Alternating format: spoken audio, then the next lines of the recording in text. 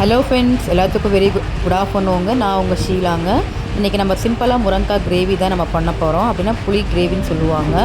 அதுக்கு வானலில் லைட்டாக நம்ம எண்ணெயை ஊற்றிக்கணும். எண்ணெய் நல்லா தாராளமாக எண்ணெயை விட்டு கடுகு, ஜீரகம்,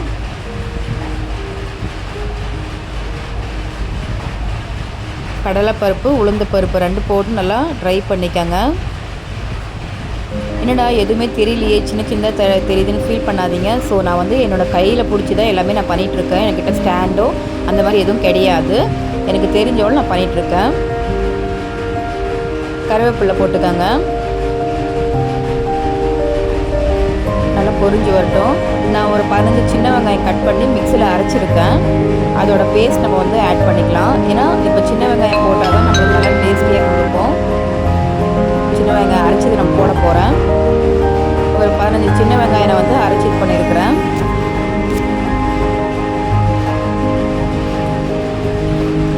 இது நல்ல ஒரு ப்ரௌன் கலரில் வர வரையும் நம்ம வந்து நல்லா ஃப்ரை பண்ணிக்கலாம்.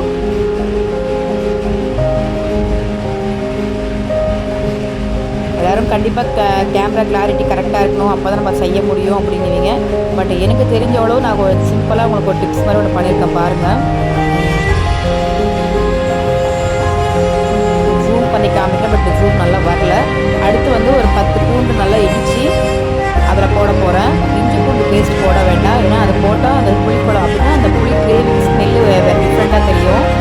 நல்லா வணங்கிடுச்சு. இப்போ நம்ம தக்காளி ஒரு 2 தக்காளி அளவு நம்ம ஆட் பண்ணிக்கலாம். தக்காளி நல்லா மசஞ்சி வர வரையும் நல்லா பண்ணிக்கலாம்.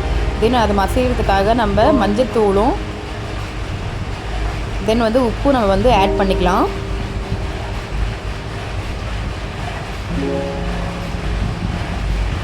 நல்லா ஃப்ரை பண்ணி விட்டு அடி பிடிக்காமல் பண்ணிக்கோங்க.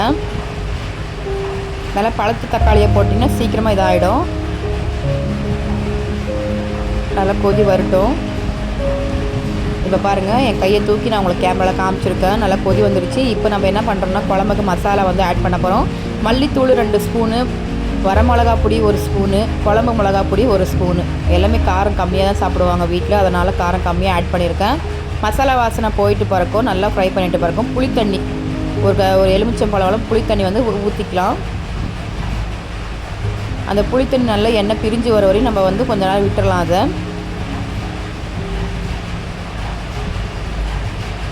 முடிஞ்சவளோ அது புளித்தண்ணி நல்லா கிரேவி ஆகட்டும்.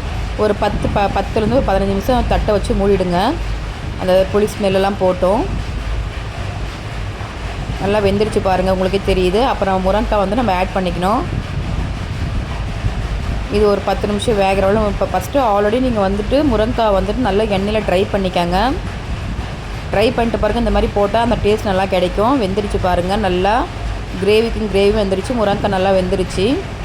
முருங்கைக்காவும் ரெடி ஆகிடுச்சு. இப்போ நம்ம ப்ரிப்பரேஷன் பார்க்க போகிறோம். நல்லா இருந்தால் சப்ஸ்கிரைப் பண்ணுங்கள், லைக் பண்ணுங்கள் ஃப்ரெண்ட்ஸ். தேங்க்யூ.